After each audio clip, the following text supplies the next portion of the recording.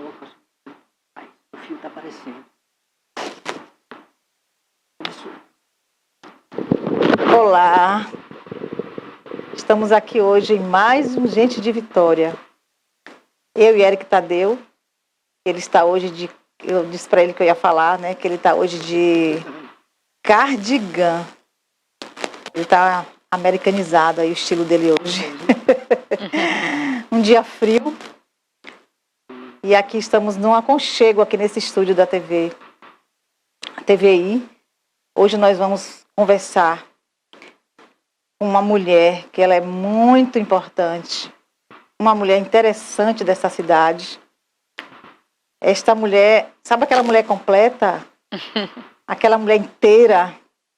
E eu tinha essa curiosidade de um dia chegar pertinho dela, de conhecer um pouco mais desta mulher.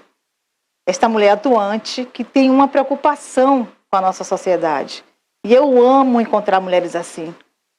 Mulheres que se preocupam. E principalmente mulheres que se preocupam com outras mulheres também. Com a mudança de vida de outras mulheres. Que apoia outras mulheres. E esta mulher é uma apoiadora. Ela é uma ativista. Uma mulher delicada. Mas uma mulher que é muito forte. E assim, muito prazer que eu e Eric Tadeu hoje aqui, vamos bater esse papo muito especial. Nós vamos falar também, né, é agosto, né? Agosto, a campanha de combate à violência contra a mulher. Eu sempre falo que eu fico triste quando vou falar desse assunto. Porque quando a gente fala de violência, entristece o nosso coração. Mas a gente também se sente também alegres, porque nós estamos também no combate. Nós estamos também nesta campanha aqui. E isso nos deixa também alegre, porque nós estamos também contribuindo para que essas informações cheguem à sociedade. Então, vamos falar aqui com Liz Deli. Essa mulher bonita, bonita e tão cheia de conhecimentos que ela hoje vai passar isso aqui para nós, aqui hoje. Nosso Gente de Vitória. Seja bem-vinda, querida. Obrigada, Vitória. Eu também tinha muita vontade de lhe conhecer. Que bom! E apesar que estamos aqui nessa mesma casa, ainda não tinha trocado esse momento, né? Então, muito obrigada pelo teu convite, obrigada, Eric, por estar aqui no Gente de Vitória. É um nome muito bonito do programa, inspirador, e que nos faz também ter uma certa responsabilidade de estar sentado aqui. Mas muito obrigada por estar aqui, falar um pouco da minha história, da minha vida, e digo que sempre é um processo de construção. Muito bom. Gente de Vitória faz parte, não é por ser meu nome, mas Gente de Vitória, por isso que a gente conta a história de algumas pessoas. Porque por trás sempre de uma pessoa de sucesso tem uma história, tem um começo, tem um esforço lá atrás. Às vezes tem uma história difícil. E a gente gosta de trazer essa história de gente que venceu. Por isso que a gente é de Vitória. E eu fico muito feliz porque minha mãe me deu este nome de Vitória. Quando um amigo, Silvio Roberto, que é publicitário, eu fui falar para ele que eu ia lançar a revista. Aí ele falou, coloque Vitória. E eu falei, mas Vitória é meu nome, eu vou ficar morta de vergonha colocar uma revista com meu nome. Ele disse, não, Vitória é de gente vencedor, é de gente que vence. Então, como todas as pessoas que vêm aqui, são pessoas vencedoras. Porque até em você ter um propósito de vida, de ajudar as pessoas, é ser vencedor também. Com certeza. É vencer cada dia, às vezes até é a questão de você estar na correria da sua vida, mas não esquecer que tem pessoas precisando. Aí você vai. Isso dá aquele impulso para você. Então é vencer. Então você está aqui porque você é essa mulher de Vitória. Obrigada. Vamos conhecer essa história, né, Eric, agora? Vamos conhecer. Seja bem-vinda, Liz Deli. Obrigada. Nobre até no nome. Né? Nobre até no nome. Gostei muito da conversa que a gente estava tendo ali, um pouco antes da gente iniciar esse momento de entrevista. Quando o Vitória Santana falou sobre a importância dessa personalidade com a qual nós estamos conversando hoje é justamente entendendo o seu repertório enquanto história de vida, entendendo essa história como uma maneira de se observar uma personalidade que se coloca num papel de transformação da sociedade para melhor, prata da casa, comunicadora, né? E que assume para si um reconhecimento nato de suas potencialidades e da capacidade de colocar essa potencialidade a serviço do outro. Então, desde já, o quadro Gente de Vitória te parabeniza por isso, te agradece por isso. Pela essa história, e te né? homenageia por isso. Obrigada. Aí a gente quer entender como esse repertório se construiu, pegando a sua história lá do início, Lisdele. E hoje, Eric, vamos dizer que eu por coincidência, eu cheguei para você, né? Acabei de falar que eu tô muito emotiva hoje, né? Os olhos lacrimejando assim várias vezes, porque hoje eu revivi essa história bem de manhã. Eu abri o meu WhatsApp hoje de manhã e tava lá um convite que, de certa forma, eu já sabia que ia chegar, que é o convite da minha posse. Para assumir a cadeira de número 7 da AGRAU, Academia de Artes e Letras de Itabuna. E quando eu li aquele convite hoje de manhã para ocupar uma cadeira numa academia de letras, realmente eu fui na minha infância. E aí, Eric, eu me lembrei de uma cena da minha infância. Meus pais, a minha mãe é descendente de português, meu pai é nordestino. E eu fui criada em Uberlândia, Minas Gerais. Você nasceu em Uberlândia? Nasci em Uberlândia, Minas Gerais. E aí eu lembro de uma cena de eu estudando. E eu não tinha uma mesa para estudar, né? Assim, tinha a mesa da cozinha, mas eu gostava, né, de ter um ambiente fechado para eu poder concentrar na leitura do meu estudo. Então eu sentava no chão e utilizava a cama como uma mesa. Eu colocava o travesseiro, sentava no travesseiro e a cama era como se fosse a minha Seu mesa. cantinho. E aí eu espalhava meus livros ali e ia rever todo aquele conteúdo que as professoras passavam no período da manhã. Só que doía o bumbum e doía as costas. Aí eu acabava passando para a cama. A cama gerava um sono, desconforto para estudar. E aí, por diversas vezes, mãe, eu tenho tanta vontade de ter uma escrivania, né? Eu tenho tanta vontade de ter uma escrivania, mas a minha mãe não tinha condições financeiras de me dar essa escrivania. Ela até comprou uma mesinha meio desajustada, alta, para eu fazer meus estudos. Essa mesinha alta, que não era uma mesa. Você tinha quantos irmãos? 3, eu sou a mais velha. A mais velha. E aí, eu olhei isso dentro do meu escritório, que hoje eu tenho condição de ter um escritório, eu tenho uma biblioteca de livros, eu sou assinante de clube de livros, eu estudo, eu escrevo crônicas, eu posso comprar, hoje eu tenho condições financeiras de comprar o livro que eu quiser, né? E eu vi toda essa história se passando, né? Da Lisdele, que queria ter uma mesa para estudar, da Lisdele hoje que consegue comprar o livro que ela deseja. Então, foi muita trajetória de lá até aqui, né? De ter uma vida acadêmica de mais de 10 anos, né? De se especializar no estudo de políticas públicas criminais, né? De passar no concurso, de estar aqui nessa cidade há mais de 20 anos. Então, é um momento hoje, Vitória, é um dia de vitória para mim, Eric. Muito um dia bom. de vitória. Que maravilha. Então, mais uma vez, parabéns por essa Obrigada. conquista, parabéns por esse convite.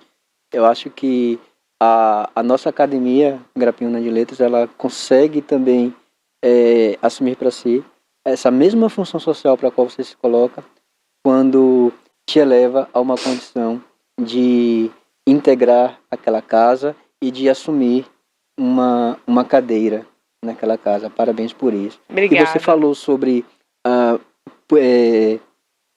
você estudou políticas públicas criminais, que já, de alguma forma, se interliga com o que a gente vem reverberando desde o início do mês de agosto, aqui no quadro Gente de Vitória, que é a campanha Agosto Lilás, a rigor da campanha de coibição e prevenção da violência contra a mulher.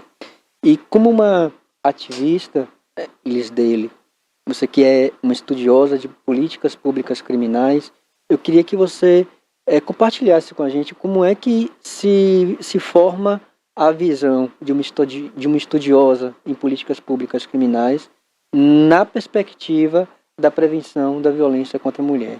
Você falou uma palavra-chave aí no final, Éric, prevenção. Né? A política pública criminal não é simplesmente o estudo de um dogma, de uma norma, de uma legislação. A gente estuda a história daquela legislação. Então, eu sempre falo para os meus alunos, né, não basta a gente estudar uma norma, mas aquela norma foi criada por alguém, foi criada para uma determinada finalidade, né, institucional, para atingir determinados objetivos. Então, a gente tem que conhecer o histórico. Todos nós, essencialmente, somos produtos sociais.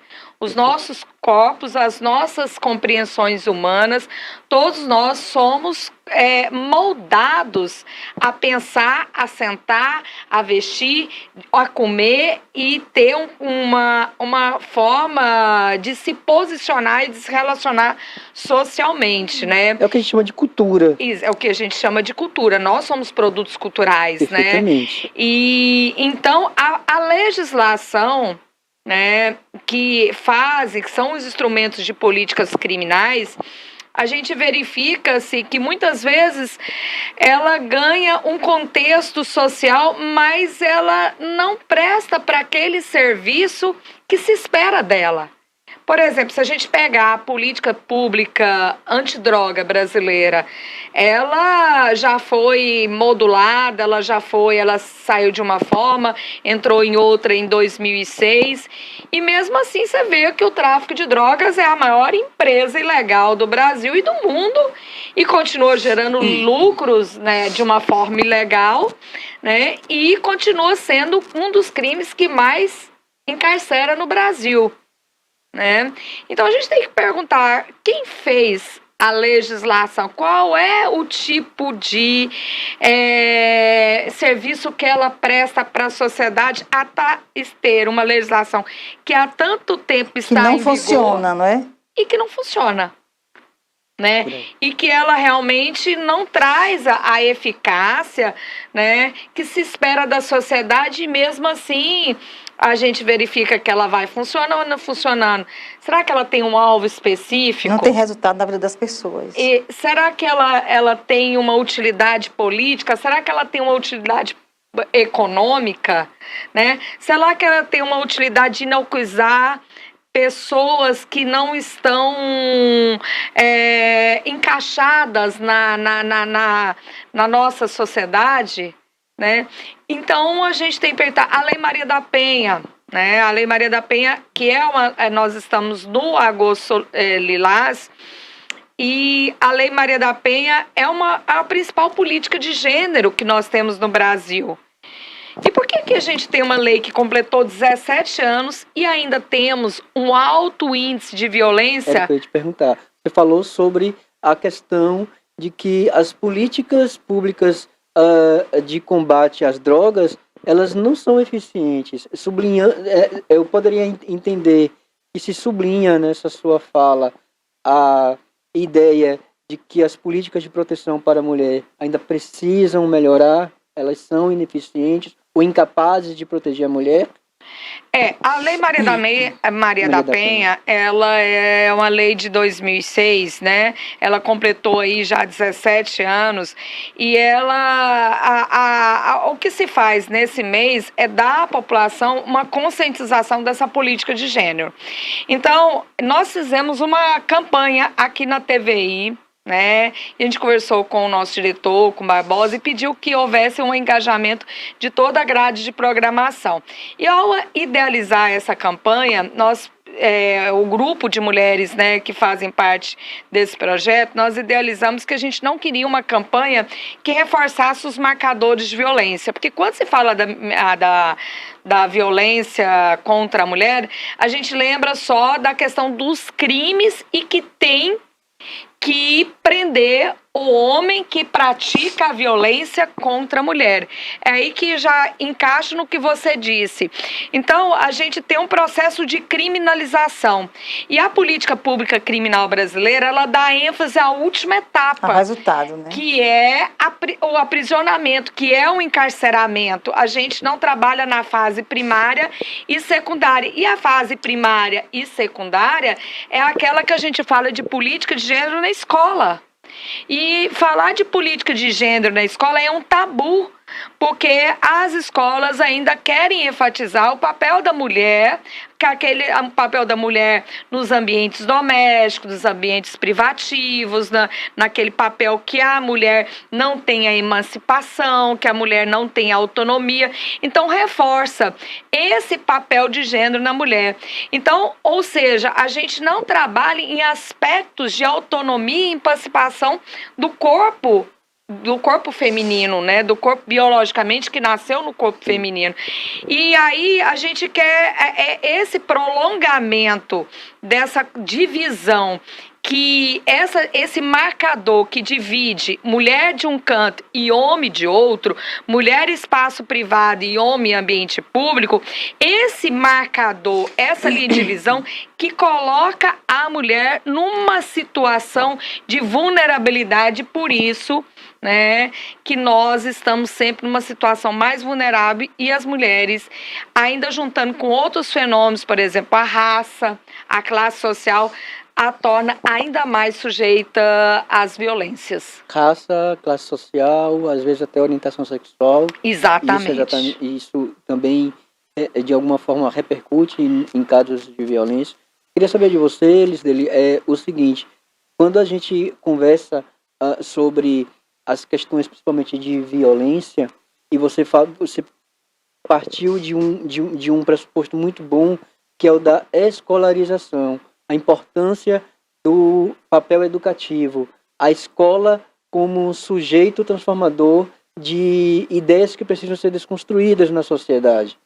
Mas ainda assim, a gente já observa em algum nível, não sei se a gente pode dizer se isso é um tipo de violência ou não, se eu estiver errado você me corrija, por favor, mas é quando se cobra da mulher muito mais do que aquilo que é o normal, né? Por exemplo, como se a mulher, ela hoje, ela reivindica para si um espaço social, de trabalho, de atuação, de responsabilidade em relação ao sustento de suas famílias, muitas vezes sozinhas e sem os seus companheiros, né? Ao mesmo tempo em que ainda se fortalece ou se indica que o papel também da mulher é o de cuidar da casa, é o de estar no ambiente doméstico, e que isso não cabe para o homem, e sim somente para a mulher. Eu posso dizer que isso é um tipo de violência? A violência começa aí? Começa aí. Exatamente, Érica. A violência começa exatamente aí. Recentemente eu estava chegando no meu trabalho, que é um ambiente predominantemente masculino, né? A gente tem muitas mulheres nos espaços policiais, mas a gente ainda tem uma predominância masculina nesses ambientes. Então, a cultura organizacional é machista por natureza, é misógina por natureza. Não digo que todos têm essa essa postura, mas é a cultura hegemônica das maioria das instituições, principalmente as instituições de segurança pública. Aí havia uma discussão ali a respeito desses papéis de gênero. E um disse assim, não, mas esse negócio de limpeza, esse negócio quem entende são as mulheres. Eu falo que se passar a vassoura aqui, para mim já tá limpo. E a minha esposa disse que tá sujo, né? Eu falei, não, é assim mesmo, mas por quê? Cutucou, né? Exato, não pode falar esperto feminista, né? Aí eu falei, não, naturalmente, eu nem gosto de usar essa palavra, eu tô tentando tirar ela do meu vocabulário quando eu digo esse contexto. Secularmente, a gente desenvolveu competências e habilidades para o serviço do cuidado da casa, do cuidado dos seus membros, dos filhos, dos idosos, dos doentes. Então, secularmente, a compreensão feminina, ela desenvolveu habilidades para o serviço doméstico. Entretanto, a gente se sentiu uma época da humanidade sufocada. A gente queria participar dos espaços políticos. A gente não queria estar aprisionada em ambientes fechados, em ambientes privativos com serviço doméstico. E aí a gente quis votar, a gente quis ser votada, a gente queria ocupar espaços decisórios. Aí, além dessa atribuição de limpar bem, ao longo da história, a gente teve que desenvolver outras habilidades, como trabalhar fora, mas ao mesmo tempo acumulando aquela função que era a doméstica. Então, por isso que às vezes eles falam assim, a mulher é guerreira, porque ela sabe trabalhar, ela sabe limpar a casa, ela sabe cuidar do marido. A gente não é que a gente quer isso tudo, não. Aí o colega de trabalho disse assim, não, mas eu só sei fazer uma coisa, porque homem só sabe fazer uma coisa. Eu falei, meu filho, porque ao longo da história da humanidade, vocês foram construídos só para fazer uma coisa só.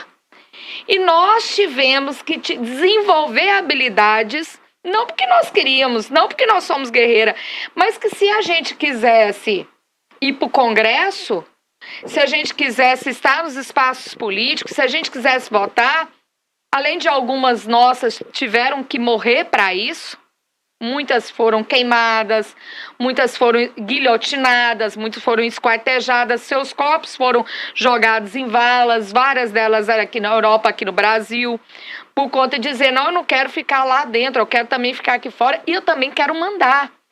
Né? E aí, em virtude disso, a gente acabou sendo desenvolvido. Então, às vezes, a gente sabe limpar a casa, sabe ser uma delegada também de polícia, sabe escrever, sabe dar aula, criar filhos, entendeu? Sabe cuidar do marido ao mesmo tempo. Mas é porque a gente teve que... O nosso corpo teve que desenvolver mais habilidades para poder. Mas tem muitas mulheres que elas não conseguem também ter habilidade de trabalhar e cuidar de casa. E tem homens que sabem trabalhar e cuidar de casa também. Tem muitos homens que têm essas habilidades também. Exatamente. A gente, quando fala isso, sempre em pesquisa, a gente não tem números exatos quando fala em ciências sociais. Não é uma matemática, né? São fenômenos que você pesquisa mais por amostra. Logicamente, tem vice-versa. Né? Essa flexibilidade. O que mas sempre é cumprir, digamos assim, o nosso papel em tentar fazer com que as pessoas percebam e observem que não é só sobre violência sobre mulher, é sobre, principalmente sobre igualdade de gênero, é sobre dividir responsabilidades, é sobre papéis sociais. A gente não precisa pensar que para as mulheres algumas coisas estão para elas e para os homens não. As funções estão para todos os seres humanos, independente do gênero, da raça. Sim. E isso é que precisa ser assimilado pelas pessoas. Exato. Né? Não ser tão exigido só para a mulher. Essa exigência só acima da mulher, né? Ser voltado para cima da mulher, né? Exatamente, Eric e Vitória. A gente fala que o fio condutor de toda essa paridade de gênero, ele reside na educação. Né? E a gente ainda tem uma educação muito eurocentrada, cisnormativa, voltada ainda na educação europeia, né, no patriarcado, né, essa região de Itabuna, essa região aqui de Itabuna ainda é uma região ainda que tem um patriarcado muito forte, né, pela própria história aqui econômica, né, do coronelismo, né, então voltada sempre centrado na figura do homem, né, então o fio condutor para essas mudanças, não tenha dúvida, é a educação, né? E essa educação a gente sabe que não temos resultados imediatos, né? A educação ela entra para a cultura e a cultura ela é um tempo, né? A gente, Vitória, a gente percebe até como no olhar pesquisador que qualquer minoria que as mulheres fazem parte, né, as mulheres fazem parte, nós somos maiorias como chefe de família, somos maiorias em diversos espaços, mas são minorias, por isso que a gente chama de considerarmos como minoria, porque são minorias nos espaços determinantes, nos espaços que constroem as estruturas, né, nós somos 18% no Congresso Nacional, então nós somos minorias nesse local, então as nossas vozes ainda ecoam com pouco. E as que estão lá, como você vê algumas deputadas, como Sâmia Bonfim, Talíria Petroni, elas têm que gritar, porque elas têm que falar em nome de muitas que estão ali, né? E elas são poucas, né? Então, ainda é uma quebra, né? Ainda estamos de paradigma, quebrando paredes, né? ainda estamos...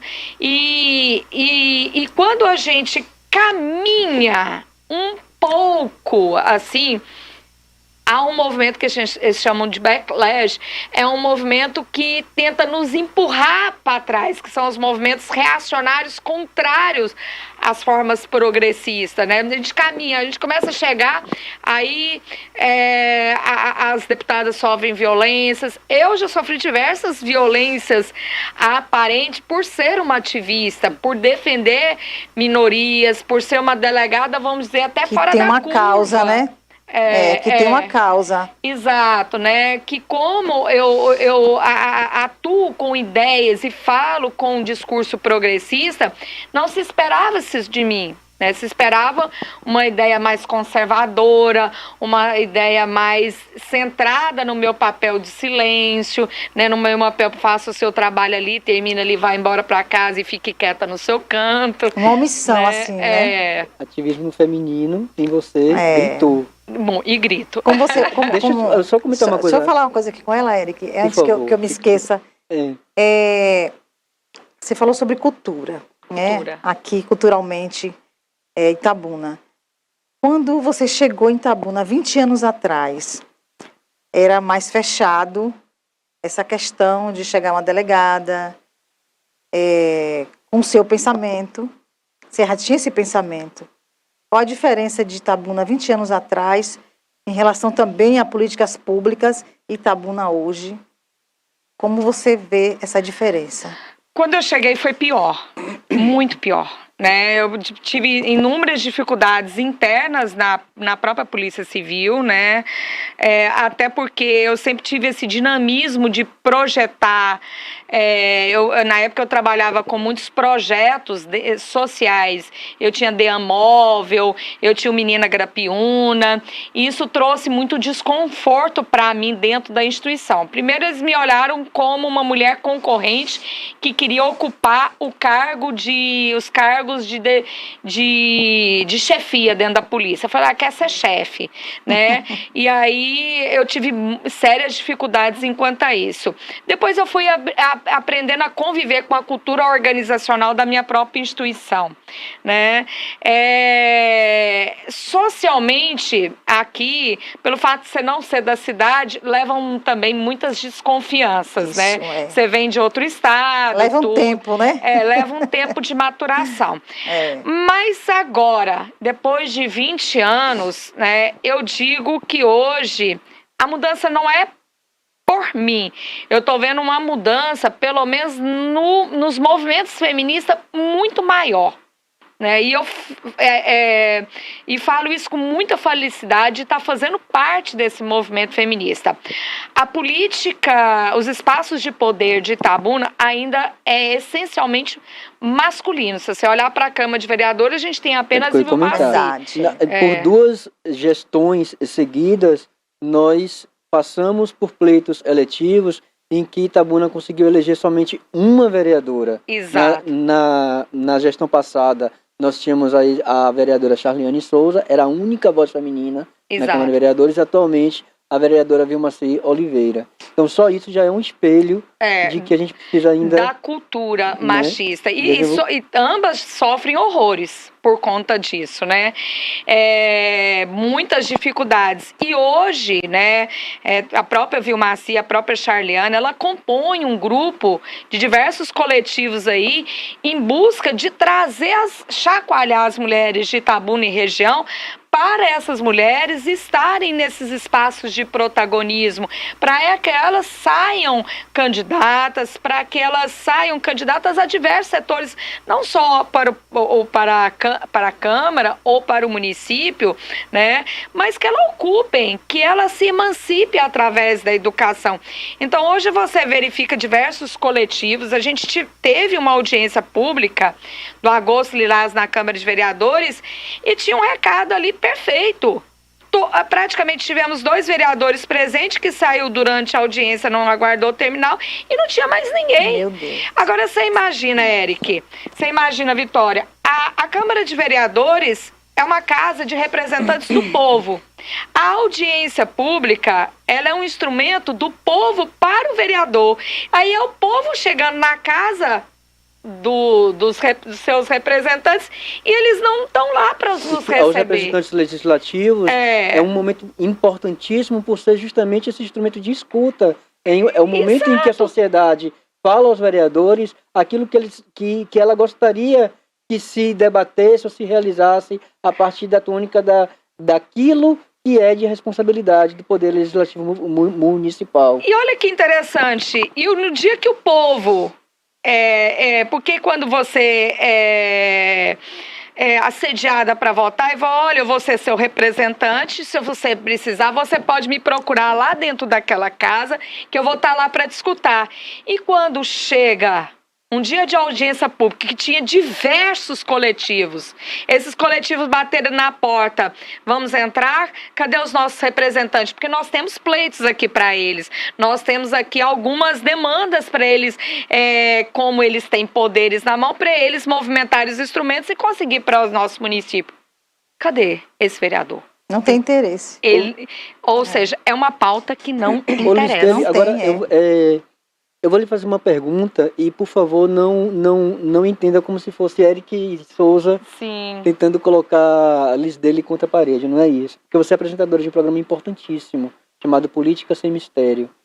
E assim como reconheço a importância de se ter uma protagonista feminina debatendo política na televisão grapiúna. Isso é importantíssimo. Mas você falou sobre essa questão de que a sociedade, e eu não coloco apenas as mulheres, eu falo em sociedade, ela, talvez por esse processo de culturalização que ainda se evidencia nos tempos atuais, ainda vota muito mais nos homens do que nas mulheres. Por que isso acontece? Por que as mulheres não votam nas mulheres? Porque as mulheres... Muito boa pergunta. Gostei. Porque as mulheres foram criadas nos mesmos ambientes dos homens. Quando você tem, Eric, 4 filhos, 2 mulheres, 2 mulheres e 2 homens, você cria o homem para ser votado. Você cria o homem para o espaço de poder. E você cria a mulher para o espaço de intimidade, para o espaço privado. E a nossa compreensão humana é acreditar que o homem é que deve nos representar. No nosso cognitivo, secularmente, ainda moldou. Por exemplo, eu sou delegada de polícia. Eu sei que eu já sofri diversas violências. Só que eu fui compreender essas violências ao longo da minha história, como acadêmica, como delegada de polícia, como professora do curso de Direito. Então, a gente não se vislumbra na mulher. Então, às vezes eu tinha alguns projetos que eu fazia na Câmara de Vereadores e as pessoas me perguntavam, você está querendo ser candidata a alguma coisa? E eu me sentia ofendida das pessoas perguntarem isso, porque eu queria a política afastado de mim. Então, por quê? Porque o nosso espírito feminino foi para estar apartado de assuntos políticos. É assim que a gente compreende, né? A feminista, ela passa por diversas fases para chegar na liberdade que hoje eu entendo ser liberta e que eu digo, hoje eu sou uma mulher política, né? Hoje eu sou uma presidente de partido, hoje eu movimento a política pública e a política partidária também dentro do município. Preciso até complementar, não só uma mulher política, mas também uma mulher politizada. Isso. E talvez seja a parte mais importante que talvez impeça, por exemplo, com que as mulheres votem em mulheres. Nós precisamos de mulheres politizadas, né, nos pleitos eletivos, né, com a consciência de que através dessa participação feminina maior nos pleitos eletivos, né, nós chegamos ao ponto de precisar de uma lei específica que posicionasse que os partidos políticos, né, separassem uma cota específica obrigatória de participação feminina nos pleitos eletivos. Mas tem, né? Sem essa obrigatoriedade, ele não consegue registrar as candidaturas, sejam elas quais forem, de homens e mulheres, né? Agora é preciso também que as eleitoras e os eleitores observem a importância da participação feminina nos processos políticos. Érica, assim, a legislação, ela hoje obriga 30%. Exatamente. Né? Entretanto, como a gente acabou de dizer, Vitória, é um processo cultural. Né? Antes dos 30%, você via, né, de acordo com os números, que não alterava, eram poucas, né? Estava aquele número constante ali de mulheres que saíam candidatas. E normalmente essas mulheres que saíam candidatas eram mulheres que estavam em circunstâncias mais favorecidas. Eram mulheres que eram mais politizadas, eram mulheres que... Estava mais em evidência, né? Que já tinham, por exemplo, um curso universitário, enfim, eram mulheres que estavam mais em condições favoráveis de sair. Era uma esposa de prefeito, uma esposa de deputado, uma filha de governador, até para manter a dinastia, a oligarquia daquela família política, que os homens já eram esgotados, eles já colocavam as mulheres eram bem ali. aceitas. Fruto do coronelismo. Fruto do coronelismo. Entretanto, depois dos 30%, nós tivemos um pico, um aumento, né, das candidaturas femininas. Mas isso ainda não significou um aumento justamente por esse fator que você mencionou, que a mulher, né, ela ainda não sabe votar em mulher, mas é com isso, é até por esse motivo que a gente faz esses movimentos feministas, que a gente vai para a rua, a gente vai para as escolas, a gente vai para os espaços, a gente vai para as igrejas, né, e dizer: vocês têm que conhecer o trabalho das mulheres políticas, votar em mulheres políticas e saber que as políticas públicas do seu café da manhã, das suas relações, da sua educação, da sua saúde, da sua infraestrutura, tem que passar pelo viés, pelo olhar de uma mulher. Aí você vai ver uma cidade mais equânime, uma cidade de todos e não uma cidade que privilegie aqueles que sempre estiveram no local de poder. Porque quem tem poder não quer dividir, não quer perder, né? Eu costumo dizer que se nós, homens,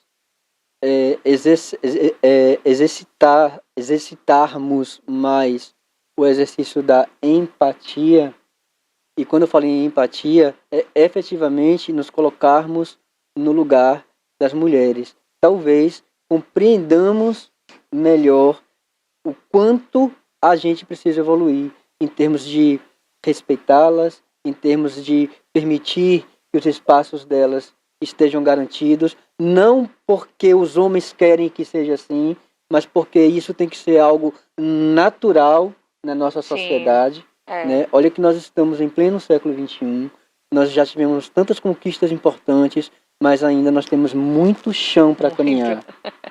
Muito chão. Qual a sua visão em relação a políticas públicas? Se fala muito na falta de políticas públicas em todos os setores, para criança, para jovens, para essa questão da violência contra as mulheres também. Na sua visão, que estamos em Tabuna, o que é que falta? Vitória, a gente tem políticas públicas para todas, para tudo, né? A gente tem política. O que falta hoje nas políticas públicas? A gente tem políticas públicas para as mulheres, a gente tem políticas públicas para as crianças, a gente tem política pública para idosos, para pessoas com deficiência, a gente tem políticas públicas para tudo. Qual é o problema? Que essas pessoas que são consideradas minorias ainda não usufruem de todos os direitos sociais que estão previstos na nossa Constituição, a implementação. A gente teve um programa recente agora com a própria secretária municipal de educação, uma figura belíssima, a Adriana Tumissa, foi muito boa a entrevista com ela. De Tabuna, isso. E nós temos a lei 10.639, que é a política que obriga as escolas terem dentro do seu currículo a história africana e a história afro-brasileira, né? E essa lei tem 20 anos, entretanto, o Brasil é um país essencialmente racista. Né? E a gente pergunta, mas a lei tem 20 anos, né? Já não deveria estar sendo implementada? O que falta? Né? Aí a gente já vai lá para um contexto de uma economia nossa, que é a economia neoliberal. A economia neoliberal, a gente viveu na última gestão do governo federal um teto de gasto que impõe limites no investimento de saúde, no investimento de educação, no investimento de infraestrutura. É como se desse uma amostra para todo mundo. Você tem uma amostra de saúde, você tem uma amostra de educação, você tem uma amostra de infraestrutura, uma amostra de fomento de cultura, uma amostra de esporte, mas não abrange e não alcança todas e qualquer pessoa, além de diversos fenômenos conservadores, machistas, patriarcais, que atravessam também estas gestões, né?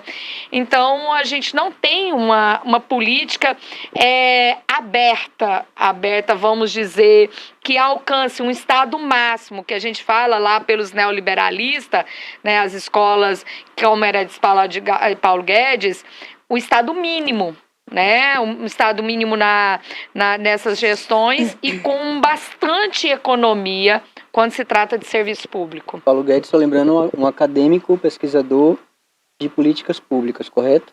Paulo Guedes é um economista, né, tá, neoliberal, que foi o nosso último o ministro da Economia.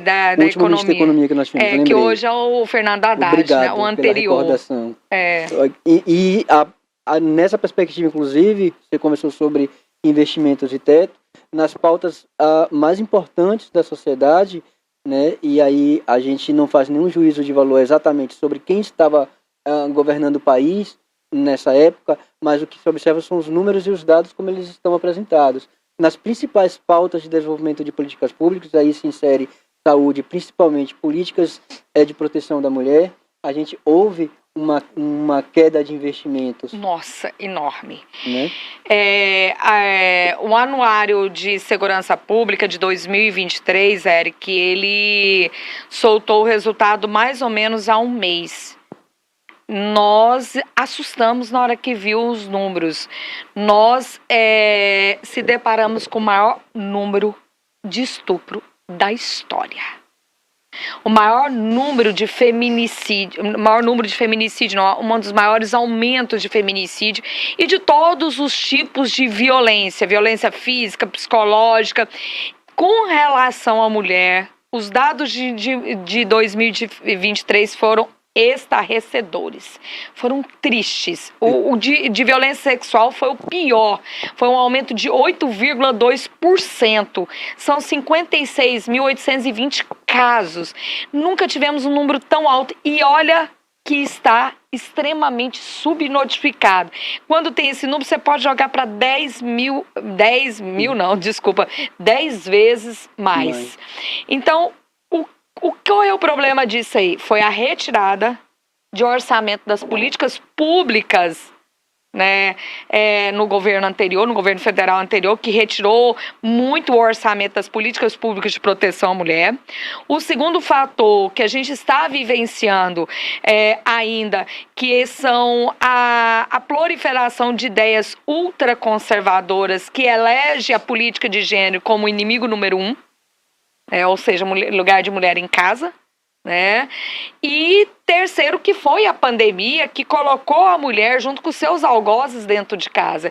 O resultado disso foi parecido chocante. com aquela ideia que menino brinca de carrinho e menina brinca de boneca, né? Naquela questão de colocar a mulher para uma questão mais intimista, sobre a qual você comentou nesse instante, e o homem para os ambientes públicos e externos.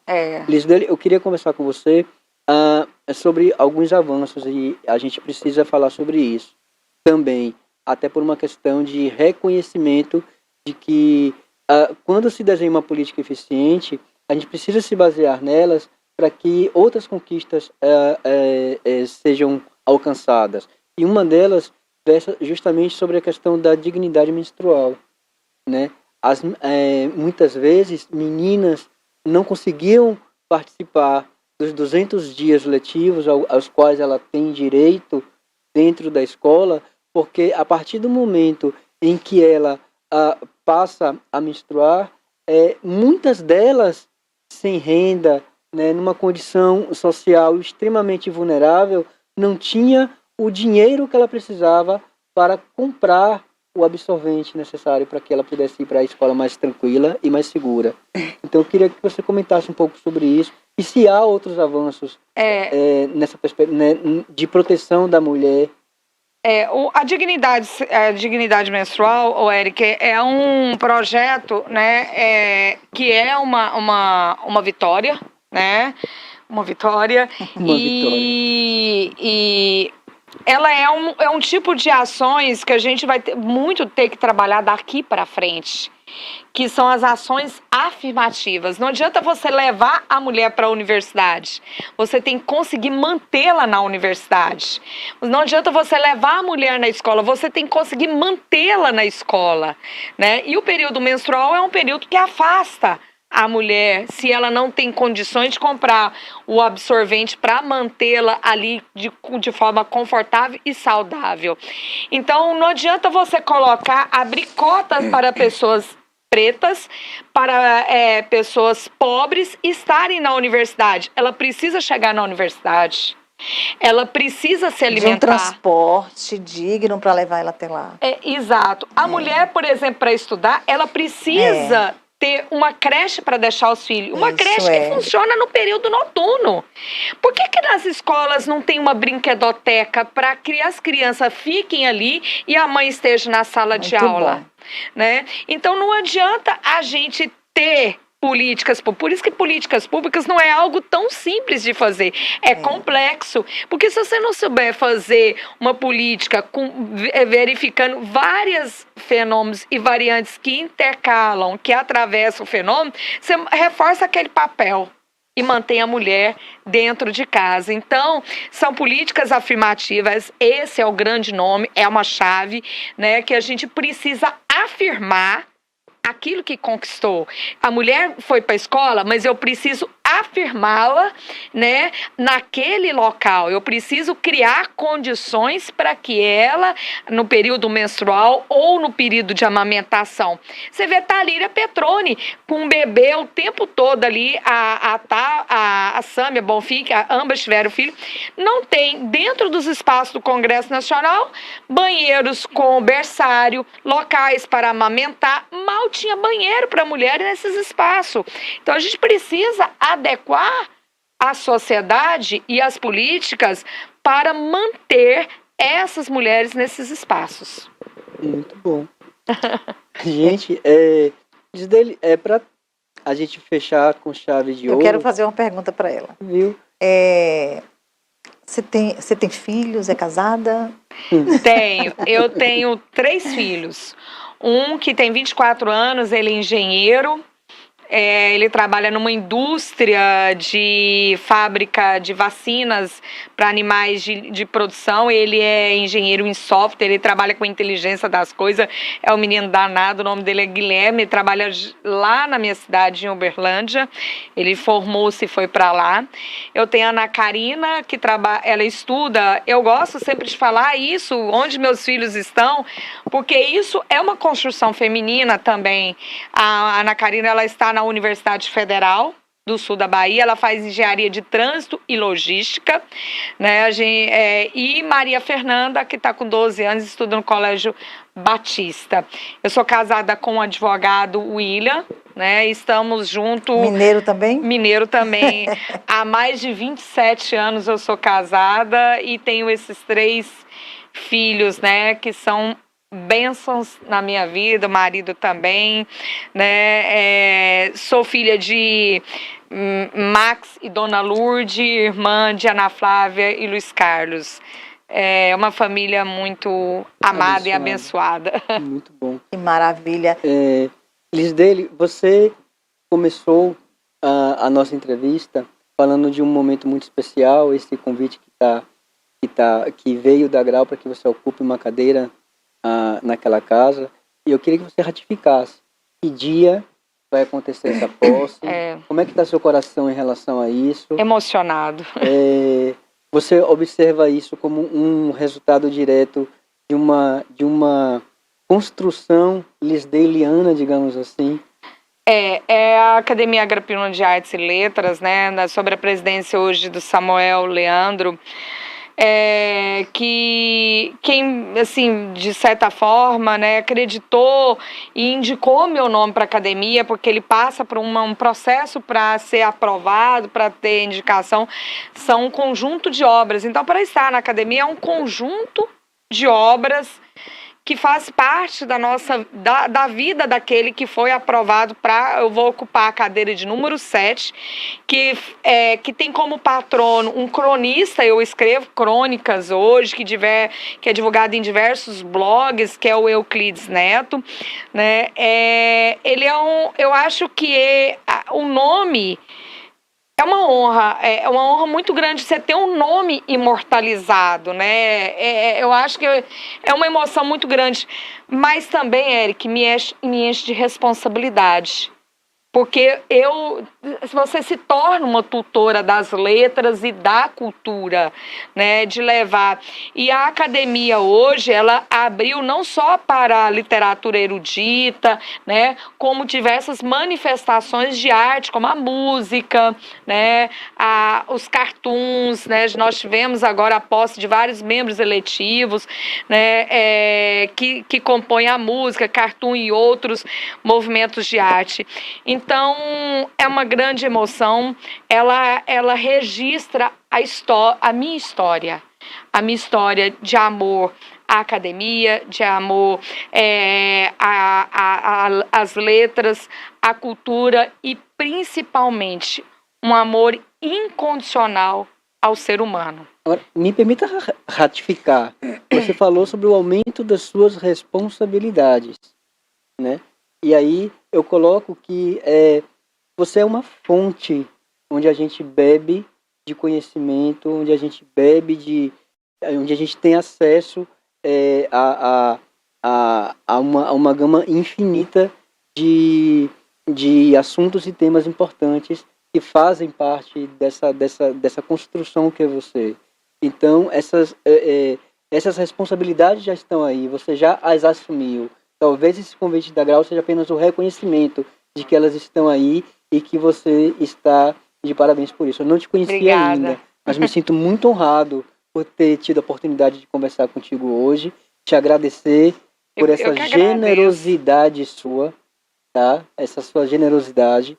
Você é uma pessoa extremamente culta, mas ao mesmo tempo extremamente simples e esclarecedora. Obrigada. Estamos finalizando, é uma pena Poderíamos ficar aqui o dia inteiro A conversando tarde com ela. toda. Como você falou, ela é uma fonte Pra de gente conhecimento. beber E eu nela. sou fã de mulheres como você. Obrigada, Eu Vitória. acho que mais mulheres como você deveriam ser levantadas como rede de apoio a outras mulheres. Eu quero te agradecer e que Deus continue te abençoando Que pela dia, que sua horas participação a aqui. sua posse? Dia 15 de setembro, estão todos convidados. Muito bom. Lá no prédio, no auditório do anfiteatro da UESC, às 15 horas. Muito bom. O Então, convite tá feito. ok. Até quinta-feira. Se Deus quiser, estaremos aqui de volta.